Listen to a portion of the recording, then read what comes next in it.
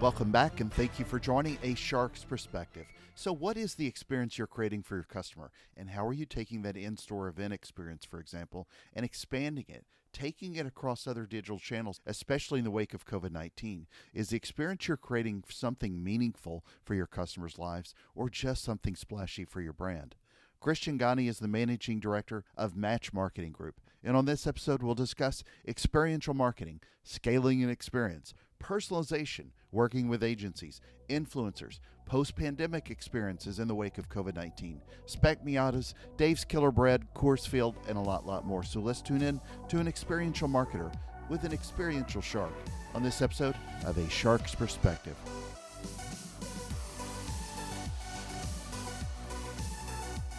Christian, thank you so much for joining us today on A Shark's Perspective. If you would, tell us a little bit about your background story in your career today. Yeah, thanks, Kenneth. You bet.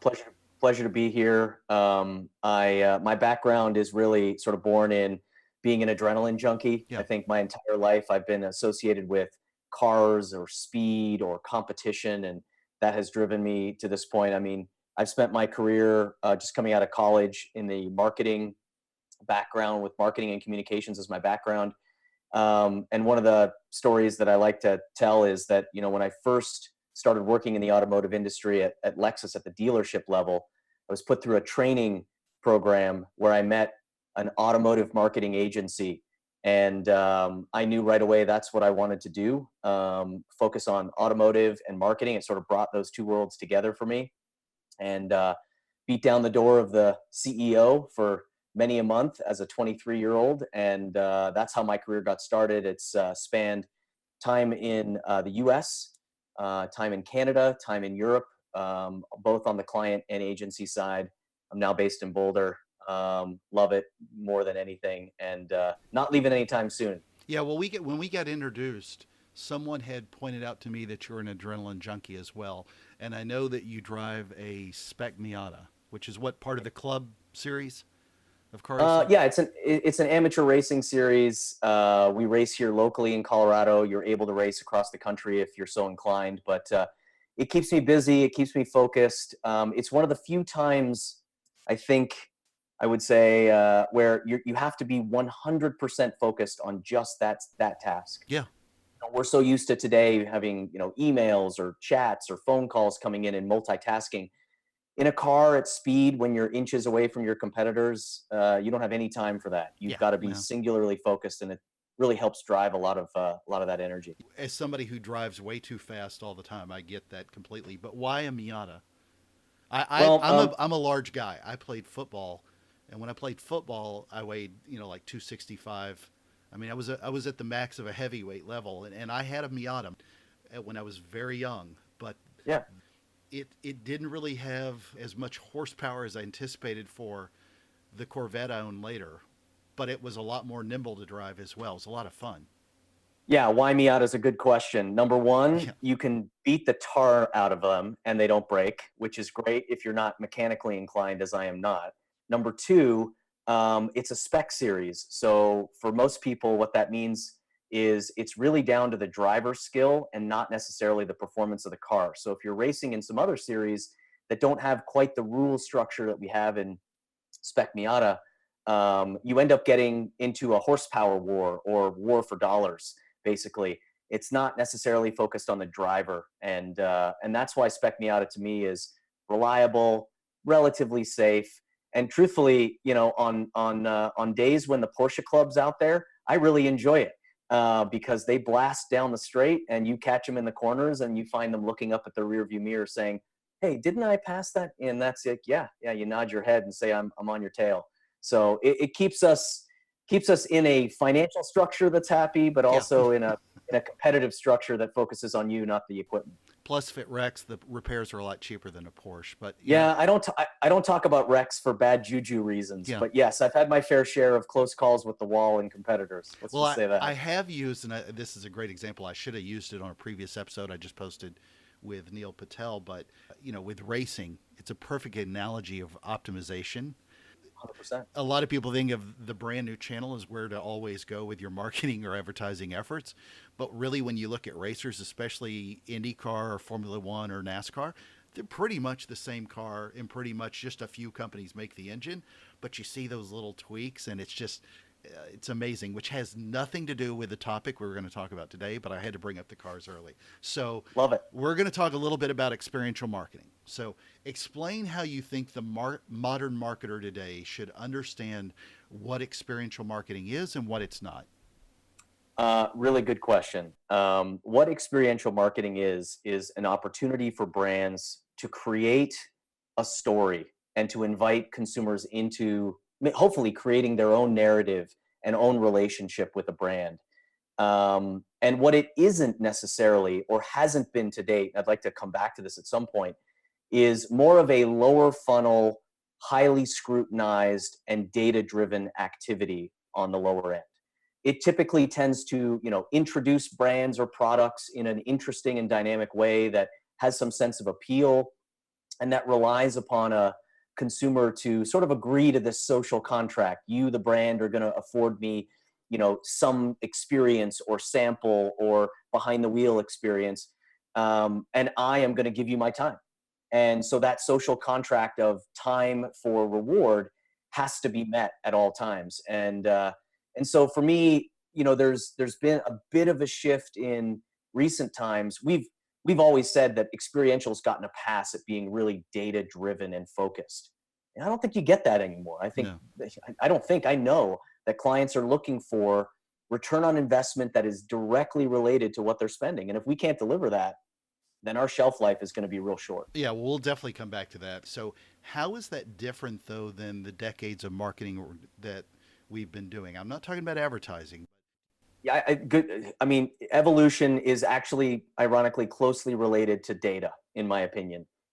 If you go back, 10 or 12 years, if you look at just the automotive industry, it was really like, let's go to where the people are and let's just get as many as we can through our product. And the hope would be that some of them are in market or some of them, remember this experience and that drive for some reason. But it effectively equated to, let's go to a partner location, let's seek out those individuals that might have some affinity to our brand, and let's do some kind of experience for them. I think where it shifted and where we see tremendous benefit with experiential is in how it has become extraordinarily personalized, and that transcends every category. That could mean, what does the test drive look like for me, Christian, that's different for you, Shark? That might be two left-hand turns, a right, and then another one, or it might be a highway drive for you, and it might be a little bit more of the curves and the bends for me, or it might just be what the approach looks like and how those are customized. You've got trigger points that might be, or competitive influences that might dictate how we reach out to you specifically. Hey, have you thought about your 5 Series that's coming up for lease, and why we think an Aviator might be a good choice for you? So the data and the mining of that, both in terms of how we seek and find the right, most opportunistic, consumers for an experience, and then what we do for that experience has become incredibly personalized. And I think that's the biggest shift for experiential these days. Well, and that's just more of a digital marketing approach, then, really, right? I mean, you're not really able to scale that kind of personalization for an in-person type event or spectacle or whatever. But you're talking about it mostly from a digital marketing perspective. I mean, I guess I'll say yes without And let me fully back maybe. this up. The reason why, and as somebody who really loves this topic, if you go research most of what experiential marketing talks about in practice, it's always the example of some in-store event, or Landshark did a thing where they were at a pool, or one of your clients, Adidas, did something with a basketball at a hoop, which is all great, but when you scale that out, it becomes it has to be done for the most part from a digital perspective. Scale is one of the topics that I speak about most often to clients, because that example I just gave you about, let's go to some state fair and get as many Exactly. people through Yeah. the products as possible. Well, that's a scale thing, and we've gotten used to that over 30 years of the evolution of XM being like, well, I spent $1 million and I got 5,000 so and so consumers through this product. This year we're aiming for 6,000. Whereas I'm in a bit of a different space. I'm trying to work with a scalpel and not with a hatchet, and really get focused on, Christian drives a BMW. He's 3 months from his lease expiration. He is in a shopping mindset. So what can I offer him? Perhaps not at scale, but perhaps on such a high personalized level that it makes it almost impossible for him to say, well, no, I'm not interested in this because I'm not shopping, or it's, too far away. So yes, I'm saying yes to your answer. It's basically offering experiences, targeted experiences to an addressable target. Because Correct. I But worked in addressable TV and addressable targeting for quite a while, so that's where I'm really thinking about that example you just brought up. But you're yeah, about to and add? well, but then that's exactly right. But I think one piece that I would just say is that word targeted. Sure. It's become bastardized Yeah. over the Oh, years. completely. Yeah. Let's go. I'll go back to that state fair example. Like, it's targeted. What exactly does a state fair target? Is it the turkey leg carrying truck buyer? Maybe. Or is it Christian and his family that, yeah, Yeah. exactly. Or is it Christian and his family that are just out for a good time? And I'm not a turkey wielding truck driver. You know what I mean? So, like, it just, it's important to recognize that the term targeted means very different things depending upon what layer of sophistication you're putting behind it. And scale plays a role in that as well. How do you really look then at scaling this then with budget? For example, I can put ad dollars towards other efforts and drive a serious amount of growth in the short term. And in experiential marketing, still, if I'm putting dollars towards it, again, addressing that kind of target can sometimes just be judged or measured or executed against in a campaign setting as opposed to providing a longer term type experience.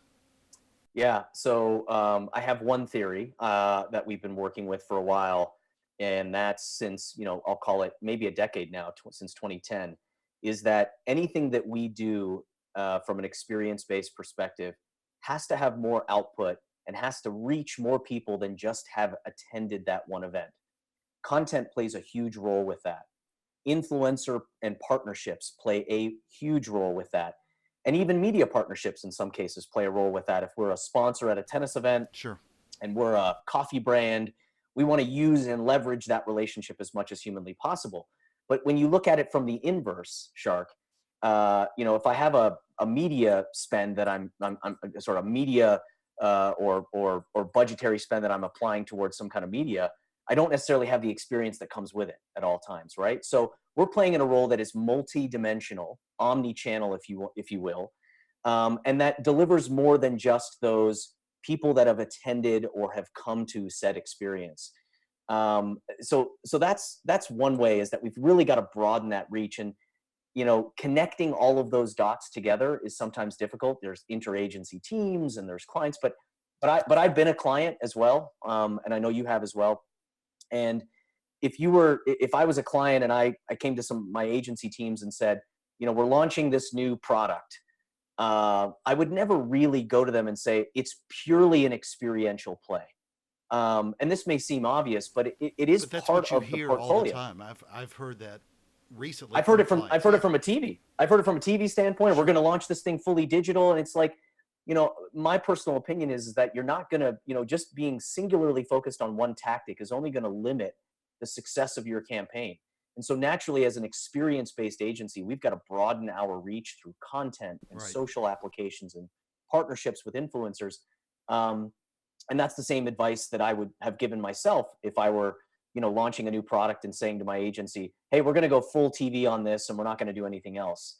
I'm not sure that that's a really smart play. No, I agree, and that actually goes very nicely towards my next question because to kind of play off of county fairs or state fairs or whatever, it made me think of silos. And Yeah. one of the things I think that I've seen, and I'm sure you've seen this as well, both on the agency side and on the brand side, is the role of the agency. A lot of times gets a little bit of a pass, if you will, in, I'm going to use air quotes, owning part of this experiential marketing.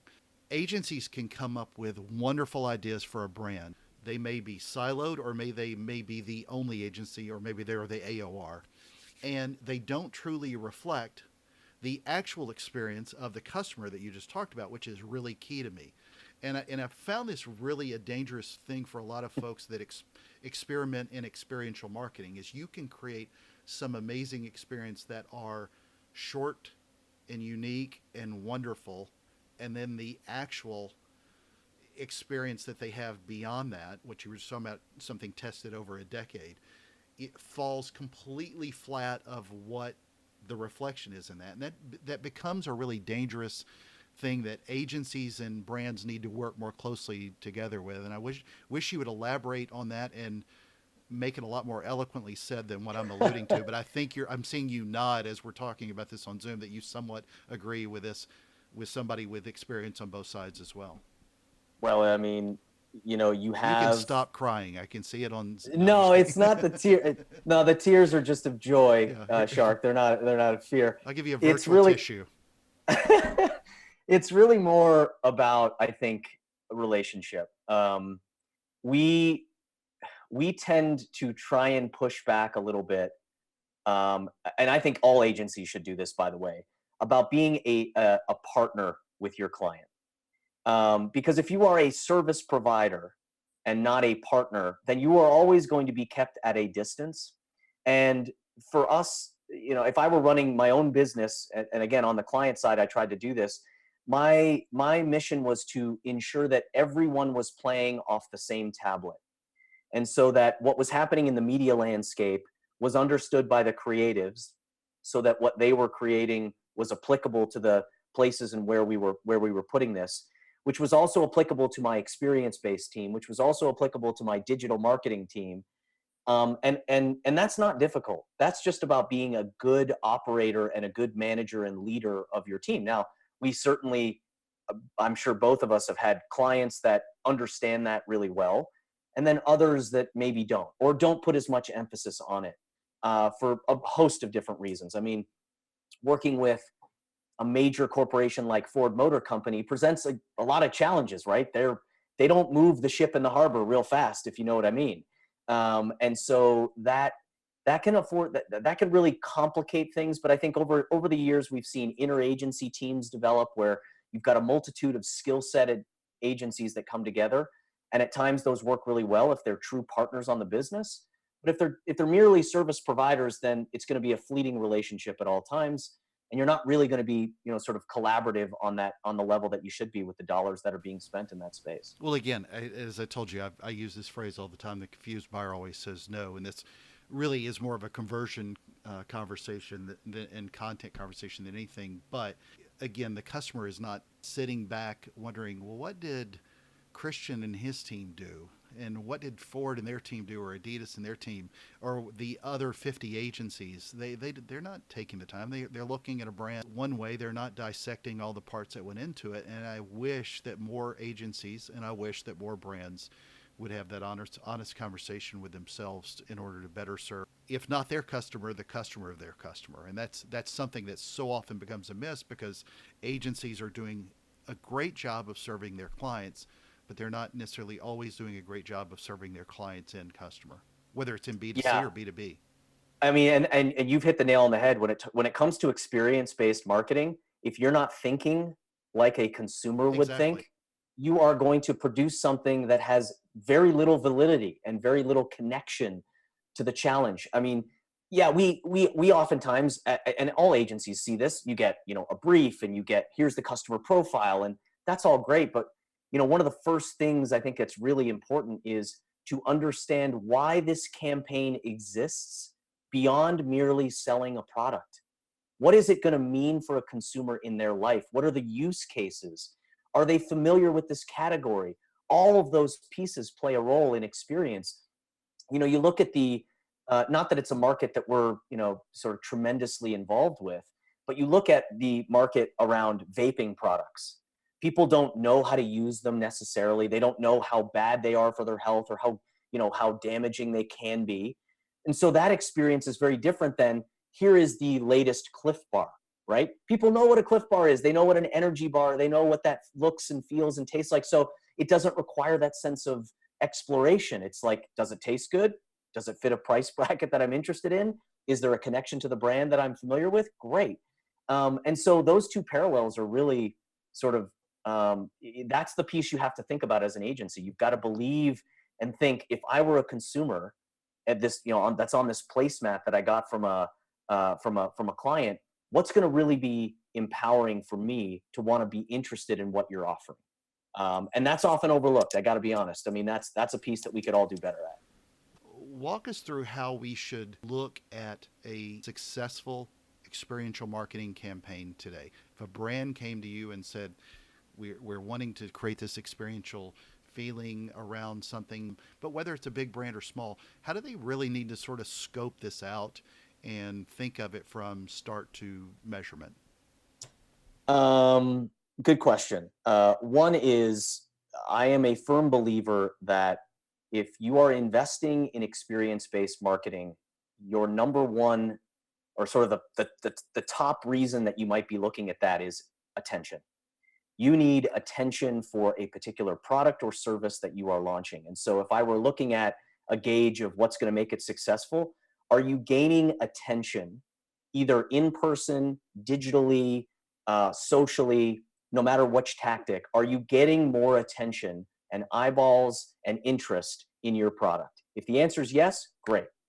Number two is closer to sort of where we're trending these days with data, as I spoke about earlier, is what kind of attribution are you achieving with what you're doing?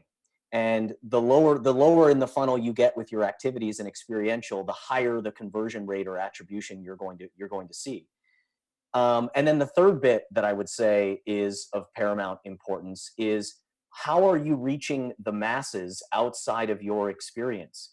We Every agency has done campaigns where you do the entire campaign and 5,000 people across North America saw it. Well, okay, that has some value, no question, and there's probably some attribution associated with that. But that math is never going to pencil with a client, is it? When I spend X number of dollars on a cost per basis just to reach these 5,000 individuals.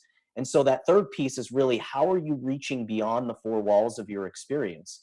And today, that's never been easier, from content and social and influencers, as I mentioned previously, where that has such a dramatic impact on the return on investment that you're achieving. So, in short, it's really attention. What type of conversion are we looking at in terms of direct sales attributed to the program? And then how are you reaching, the masses, I'll call it, outside the walls of whatever you're producing?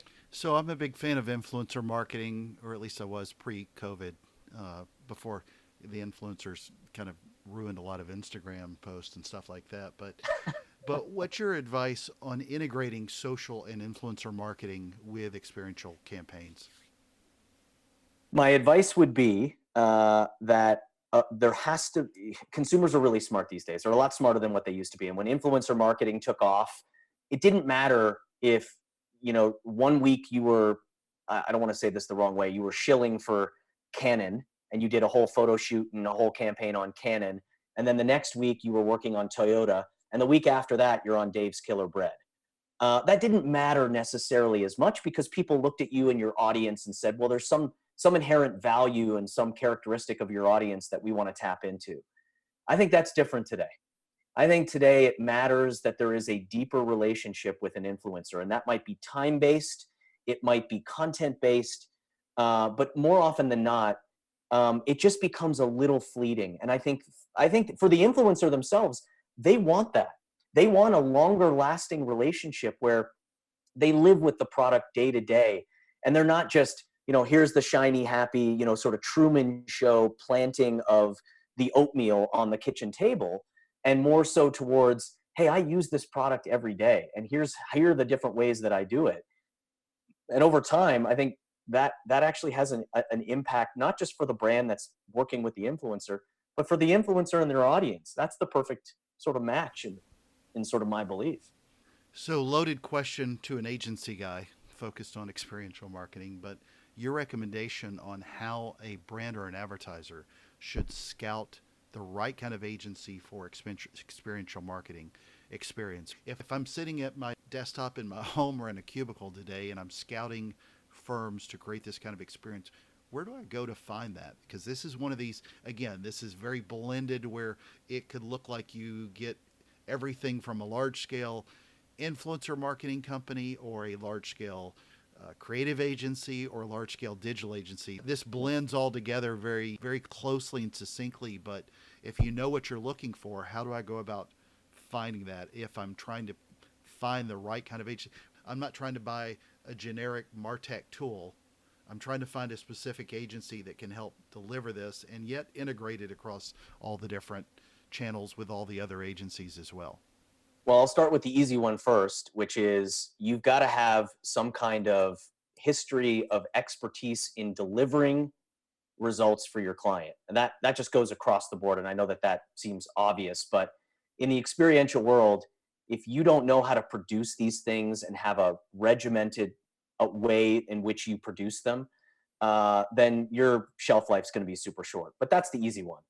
I think the one that's a little bit more difficult, and I'd love your perspective on this, being in having experience in Martech, is really is a passion for human connection.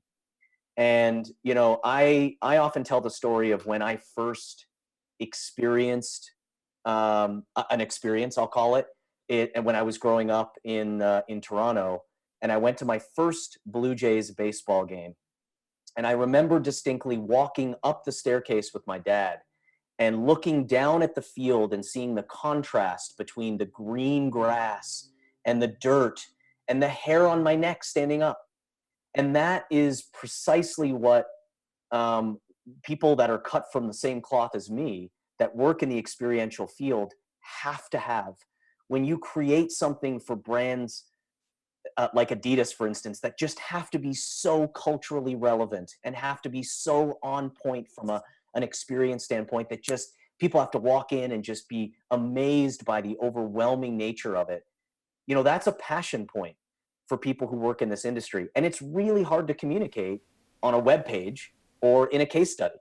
So I don't know in MarTech how you've experienced that, but like for XN, it's a lot easier.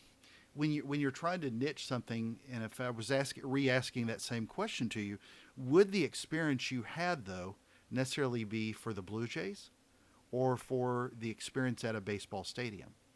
Because the same Yeah. could be said if you walked into the old Yankee Stadium. The new one's okay; it's just a little bit different. Or Shea or Coors Field or somewhere else. I mean, that can be sometimes it's hard to overly niche experiential marketing and really creating that experience. A lot of it, I think you have to create content that answers the types of experience, but a lot of the content out there that you'll find on experiential marketing is really, really bad. And so But but it's hard to but there's a articulate that. it is hard to articulate. Sorry to cut you off there. It's just there is but to answer your question again, just with that third bit is there's a subtlety that's involved with a Yeah. human interaction, Oh, right? absolutely. So like we're super passionate about whatever product it is, but if you're jamming a soccer shoe or a car in front of me and saying this is the next greatest thing and you must buy this, look, that's not there's got to be some level of understanding of what that consumer journey looks like and what the need state is for these individuals. And focusing a lot of attention on need states and motivations is a bit that I would encourage clients to learn about their agencies. Do they understand the need state of consumers? Perfect. Do Yeah. they understand what's motivating them to not just attend whatever it is you're producing, but motivating them to switch from one brand to another? I mean, I've got brands that it'd be really difficult for me to change my affiliation to because of the experiences I've had, but there's a motivation behind those that if someone tapped into those, there might be a chance.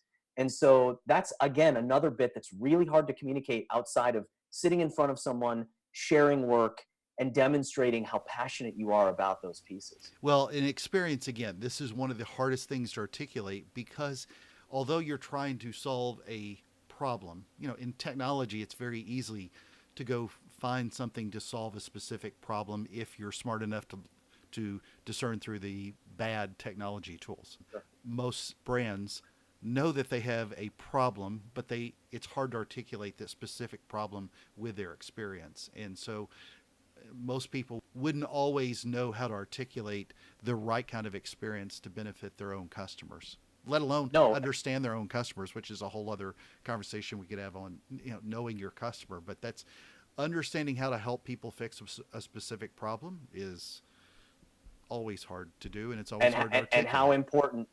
important that becomes then That's the most important thing. for Absolutely. your strategic teams to set up what it is that we are trying to achieve with this, so then your creative applications then are razor focused and sharp on a particular insight or motivation for consumers. So that just demonstrates sort of the cadence of how we would roll out something. Give me a successful and a not successful, an unsuccessful effort you've seen in experiential marketing. Okay, hard not to be self-serving here, Oh, so I will absolutely. I will stretch beyond You the work at an walls agency. of You had me at yeah. hello. I'll well, I mean, I always talk glowingly about the work in the motorcycle insurance industry that we've done with Progressive. So I'll give you that example, and I'll give you a good one that didn't have anything to do with us. The reason I really like the Progressive work is because I talked early on about partnership.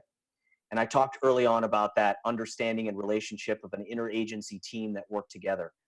And Progressive has all those elements together. We have traditional agencies, we've got digital shops, we've got Match on Experiential, and we all came together along with creative teams to dramatically change the persona of Progressive Insurance in front of a motorcycle audience. And one of the key bits of that was understanding the motivations of why a consumer would want to change insurance.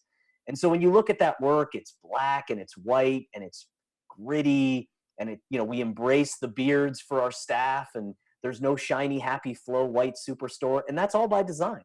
And so that really demonstrates a call to action to those individuals that are at these events or who want to go to these events, because we're speaking their language. We're not speaking, shiny happy flow superstore, which has its place, no question, but not necessarily for the motorcycle crowd that just rode 3 days in to the Laconia Bike Fest with bees and flies and gnats in their beard. Like that's not what they want to see. Another campaign that I talk glowingly about is one that I think was exceptional. It's a couple years old now. The Honest Tea Company Oh, yeah. had an experiential sampling campaign that had no staff. Interestingly, I was re-looking at that just recently because of COVID and all the implications of that. Like, is there an opportunity to do an experience without any staff?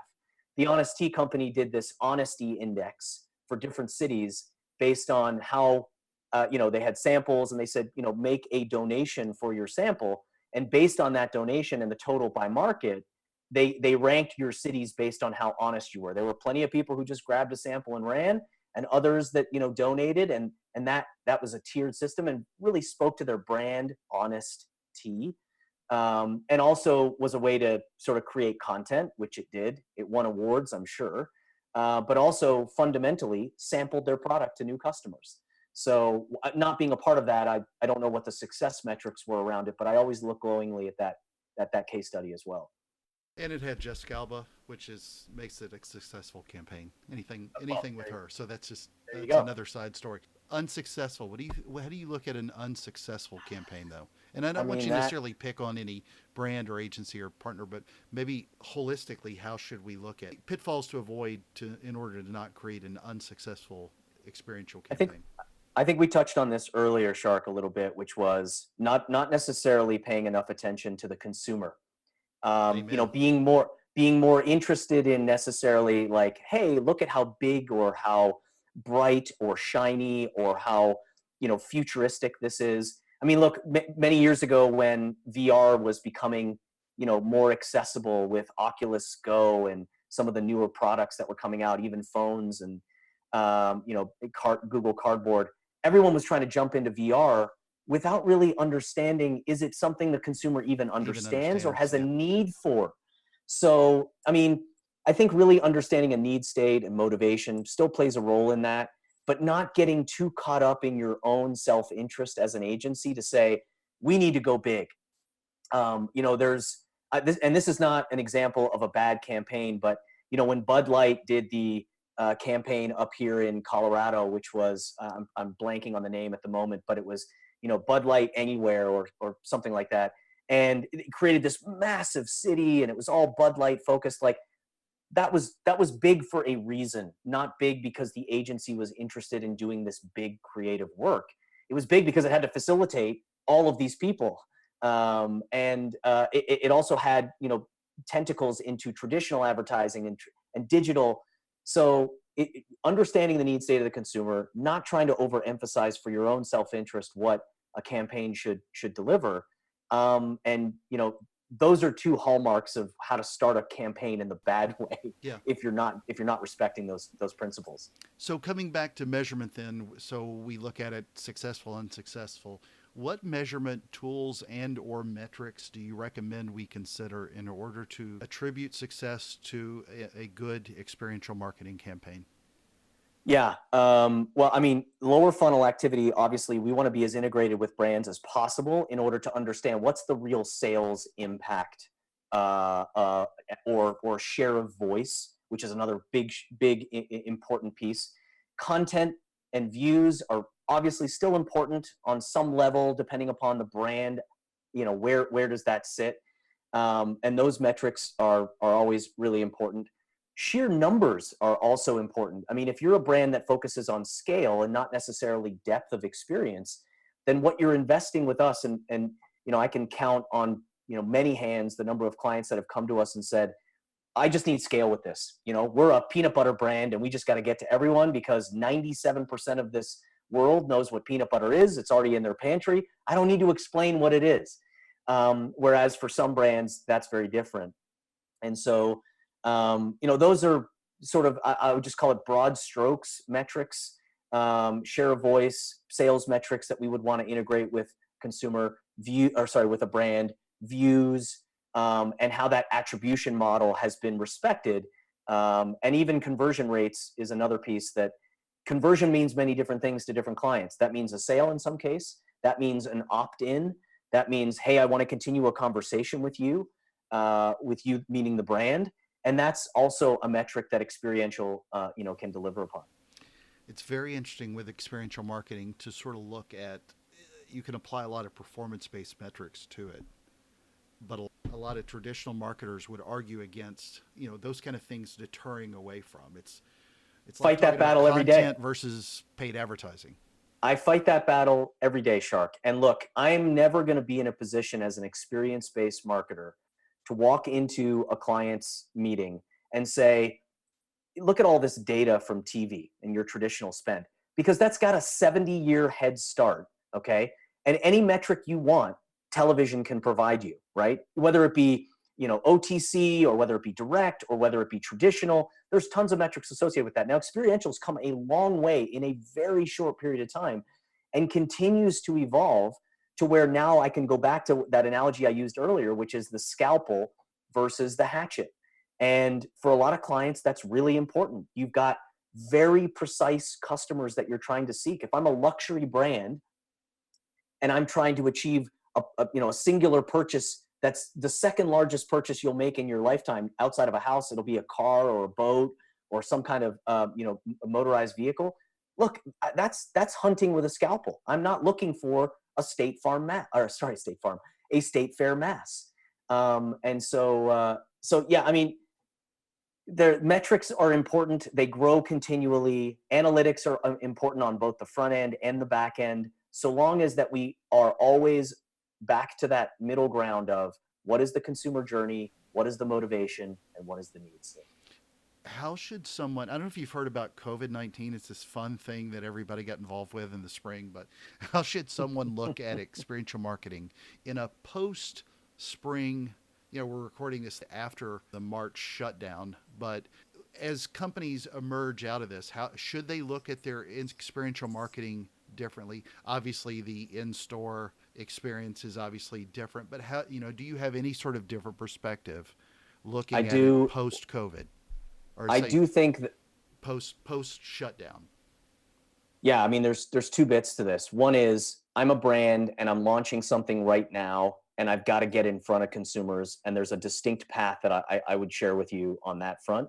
And then there's this commentary we hear, which is the new normal, and I have a distinct position on that. So let me start with you're a brand right now, Shark, and you've got to get in front of consumers. What can you do? Oh, I have a You, book that's I'm delaying because of all this crap. So there you go. So like, you can't necessarily rely upon the events that you used to go to or the traditional tools that you used to. And so I guess my position on this is I tried to learn from direct to consumer brands.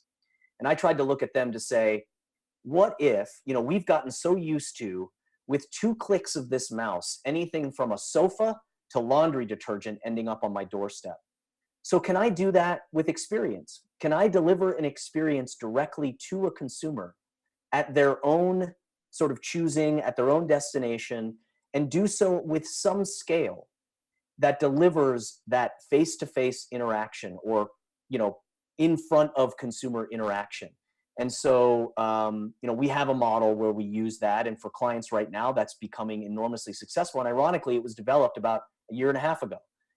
So we've been working like this for a while, but it's just come into its own, much like Zoom meetings have come into its own, because it allows you to still operate in an experience-based format, but not necessarily doing so with partnership events or in large-scale activities where consumers have a little bit of anxiety. The second piece to your question is, what happens after? And I don't think there is, my personal take, I don't think there's a new normal. I really don't. I think eventually there is an appeal to go back to the old way, which is we still are going to want to go to football games because of that hair on the neck piece I talked about. We're still going to want to go to concerts. And I only think that happens once there's a vaccine in your arm that says like, okay. And the reason I get there is not because I'm in experiential marketing and I think, hey, everything will just get back to normal. Yeah, there'll be some subtlety differences, but what I point to is our need as humans to interact with other people. And we've seen that with drive-by birthday parties. We've seen it with, drinks in the driveway, perhaps with a DMZ zone in between families where we're keeping at a distance. There's a need for us to have interactions with other people. And that really, man, that gets to the core of experience-based marketing, right? You are in a moment with other people and there's an energy and a sense of belonging in there. And there's a message that comes to you. It's very inspirational at times. And I think that will return. And in fact, not just return, there's going to be more of an explosion with that because there's this need to just come back together. And check back in with me in 8 months, hopefully sooner, when maybe I'm wrong and hopefully I'm right. But we really, I think, have a responsibility to keep that front and center, that it was successful because of this human need. And that need isn't necessarily going to change entirely. It might be subtly different. But I believe it comes back, if not stronger, because of that pent up demand and need that we have. well, I've been on several dives since the pandemic, and the only thing that was different about my normal shark diving excursions is I wore a mask on the boat or in the plane, but I still had that human need to go swim Yeah. with large animals that could chew me up. So, And is that going to change? Is that going to change post pandemic for you? no, I'll still be ignorant enough to go swim with large sharks, which freak people out like you. So, Yeah, um, which has its own but I, entire platform I, of conversation. well, I But wore a no, hazmat suit on the plane with a mask that made my yeah, wife happy, but she wasn't worried about the shark. So that tells you something something different. So, yeah. what are the kind of top of mind things that you're thinking about overall as we sort of get toward the close? What are those sort of big things that we need to be thinking about that are top of mind for you today? Yeah. Well, I mean, I think top of mind, the piece that we haven't touched on yet, which might have been a good answer for sort of, what are you looking, if you're a client looking at this, an agency, what are you looking for? I distinctly believe that purpose and truth are now, they, even before pandemic, but even more so now, are becoming more visible and more important for consumers. There was a recent study that I quoted from Cohn and Peter Novelli, which was 89% of consumers today, this was done about 2 weeks ago, believe purpose is demonstrated through how the company benefits the society and the environment, but they want to see it with actions. And man, if that isn't just hitting the nail directly with the hammer, that purpose and truth and being transparent as an organization are things that you're going to get called out on. I mean, a Pepsi ad last year with Kylie Jenner, and boy, that really didn't hit the mark. And people called Pepsi out on the mat for that. But Patagonia did something different, and they, maybe a bit politically motivated, but it spoke to their core audience and group when they took their tax breaks and invested that in environmentally sensitive products. That's purpose, that's mission, that's truth. And brands that embrace that more so than they are today, even one small iteration or degree of difference there, Shark, is going to have an impact on their business. And I fundamentally align with that at our core, as an agency, but as a person as well. And I think that comes through in the work that we do. Kylie Jenner will be just fine. Oh, she'll be great. But she should have had a Dr. Pepper with her instead. So, as few questions as we get to know you a little bit better. We've talked about Miatas already, but what's your favorite movie ever? I'm a big believer in the in-theater movie experience, but that's all gone to pot. So what is your favorite movie ever, whether at home or in theater? Yeah, this is going to really damage my credibility. Oh, don't say The Notebook. Don't say it. No, it's definitely not The Notebook. It's even worse than that. No. There are movies that when they come across the television late at night, you gotta watch them. And I'm a big fan of just silly comedy like Step Brothers and Dumb and Dumber. Like those things to me, we could recite those lines day and night. I mean, another one that I really like, it's very old now, is called Amadeus. It tells the story of Mozart. And there's this, interesting dialogue and a huge storyline that you never really see. And then, lastly, I think, more recently, it's cliche to say it, but Shawshank to me is still a great flick, just for one line. Oh yeah. You better get busy living or get busy dying. And that's sort of a credo for me personally of living, but also it sort of speaks to that energy and passion that I bring to the workplace. So interesting collection. You've got Dumb and Dumber, Amadeus, and Shawshank. Of those three, what's your favorite movie ever? You got to pick one. I gotta go back to the Dumb and Dumber phase. Like there's no commitment level like Jim Carrey chipping his own tooth to be playing a role in a film, and you got to give him some sense of that Austrian accent, absolutely. I know that I've completely damaged my reputation, but I don't give a damn. Like that's just the way it's going to be. Well, you're also in Colorado, so that explains a little bit of it. So, Christian, I ask this of all my guests. I'm even asking people that live in the mountains in Boulder, but what is your favorite kind of shark and why? My favorite kind of shark, I think the hammerhead is one of the most unique animals, period. So I'll say hammerhead just by way of the way that they look. I don't know much about them. My kids could probably tell me more about them given their viewing of Shark Week, but hammerheads to me have that aerodynamic look, sort of flat in the front, curvaceous in the back, and shark fin in the middle. And I think from a design standpoint, they're beautiful. Well, Christian, it's a special time of the show. Are you ready for the 5 most interesting and important questions that you're going to be asked today? Cannot wait. All right. Number 1, client of yours, Flo or Jamie? Let's talk a little progressive. Jamie's. I see him on every other commercial. Jamie's got the humor. Jamie's got the humor angle. Yeah. If you were telling me like you got to pick one, like Flo to me has played enough roles over the year, but right now Jamie's got my vote. All right. Number 2, James Harden or LeBron James? Oh, James Harden all day. I mean, the beard, the moves he has. I could talk ad nauseum about how he's changed the game of basketball. Not what you asked me. James Harden, by far.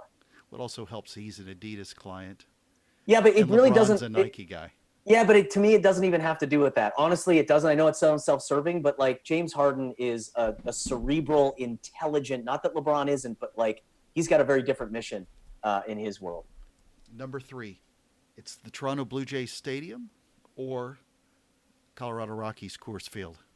That's not even close either. I mean, playing at the Rogers Center in Toronto is not exactly a great experience, and nor was the previous one at Exhibition Stadium, which was effectively a CFL football stadium that was turned into a baseball stadium. Yeah. So, like, God help you if you fell on the AstroTurf. It's definitely Coors Field here in Colorado. Yeah, and you don't have to say sorry if they strike out or miss or anything. So nor do I on a regular basis. Exactly. So number 4, Not exactly Club Series, but we're going to ask a racing question. Formula One racing or IndyCar racing? IndyCar's come a long way. Formula One for me is still the epitome of technology and scrutiny. There's a historical relevance. My daughter's name is Senna for a reason, which was aptly named by my wife, I will point out, not by me. So I definitely married up. Is she So Brazilian? yeah, she is not Brazilian. No. Eu falo português, so I just wondered. Yeah. I No, love she's Ayrton Senna. He was the bomb. She's Polish, so she might have said something like his name should be Kubica. Yeah. And I won't spell it for you, but no, definitely Formula One. Well, and number 5, and the most important question that you're going to be asked today is biscuits or cornbread? Biscuits. Okay. I don't really even have a reason other than they're probably super fatty and heavy, and they're good with gravy. I mean, there you go. There you go. So, Christian, where can people find out more about you, keep up with what you're doing in the experiential marketing space and more? Happy to engage on the Twitterverse at cganilo. That's CGANILO. LinkedIn's always a great place. I welcome and oftentimes engage in a lot of conversations with industry professionals on LinkedIn. And obviously through our website at match.com, or matchmg.com, I should say. But totally LinkedIn website. Yeah, definitely. If you're going to go there, you're going to find me in a different state, but definitely not that one. Yeah. Yeah, that's a swipe left or swipe right, different conversation. So, Christian, thank you so very much for being with us today on A Shark's Perspective. It was a pleasure. Thanks for having me. Really appreciate it.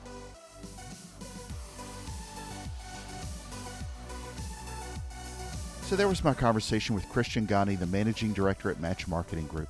Let's take a look at 3 key takeaways from my conversation with him. First, experiential marketing, as Christian said, gives you the chance to create and explain a narrative for your brand. I further mentioned that so much of the advice out there is just a bunch of in-person examples you see where someone did something amazing at a store. And while important, I always question the beyond that with how it actually helped the customer as opposed to not only just the brand. So keep that in mind and don't just get caught up in the theory of it all. Really trust in your relationship with your customer and not just the air quote spectacles you create. Second, we spoke a little bit about what to expect and to measure. He reminded us that unsuccessful experiential marketing exists when you don't focus on the customer. So true. This is important for agencies to consider as well because sometimes agencies forget about the customer of their customer, but your brand sure won't. So as he said, don't get too caught up in your own self-interest as an agency. Great point. And his points on creating a successful campaign in short, and I'll paraphrase here, are 1, are you getting more attention? 2, what kind of attribution are you achieving with what you're doing? And 3, how are you reaching the masses outside of their experience? Third, so here's an example, especially for baseball fans, but works for any sport or concert goers even. You walk into these majestic venues and often find yourself in awe of the experience. You see the beautifully green grass, passionate fans in their team colors, sitting in tens of thousands of seats, massive columns of concrete and steel built to withstand the test of time. But then think, is it the experience of that specific venue, whatever specific stadium you visited? Or is it any similar product or service? I mean, every major league stadium has exactly the same things described. So focus on elevating that narrative and make it different. Sometimes you can think that your experience is enough, while other times you can realize that there may be 29 other similar stadiums that all have the same popcorn, hot dogs, and often the same beer. So your storefront may not be a majestic venue, but do not discount the opportunity to make that experience majestic nonetheless. It truly will matter to the fans of your brand. Got a question? Send me an email to kenneth@asharksperspective.com. Thank you again for the privilege of your time. So all I would ask is that you make the experience of your life amazing. Just add more shark. And join us on the next episode of A Shark's Perspective.